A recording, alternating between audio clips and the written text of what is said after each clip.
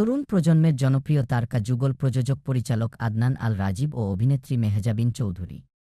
দীর্ঘ ১৩ বছরের প্রেমের পর চলতি বছরের ফেব্রুয়ারি মাসে বিয়ে বন্ধনে আবদ্ধ হন দুজন।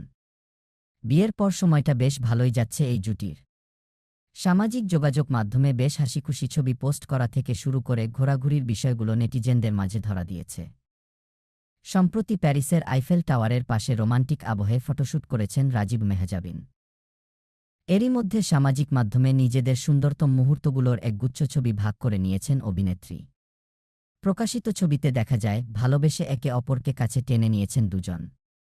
ছবিগুলোতে মেহজাবিন ধরা দিয়েছেন মেরুন রঙের একটি গাউন পরে, কাপড়ের সঙ্গে মিল রেখে মাথায় গুজেছেন ফুলের খোপা।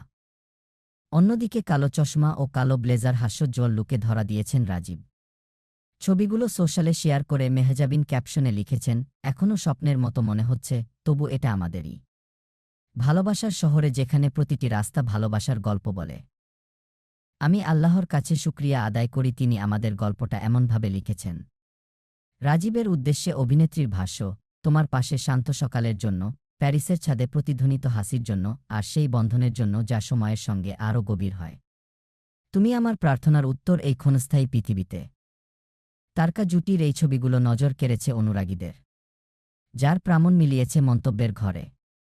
অভিনেত্রীর রূপের প্রশংসা করে একজন লিখেছেন, রানীর মতো সুন্দর লাগছে। অন্য একজন লিখেছেন, এক কথায় অসাধারণ লাগছে আপনাদের। নেটিজেনদের অধিকাংশই শুভেচ্ছায় ভাসিয়েছেন এই তারকা যুগলকে।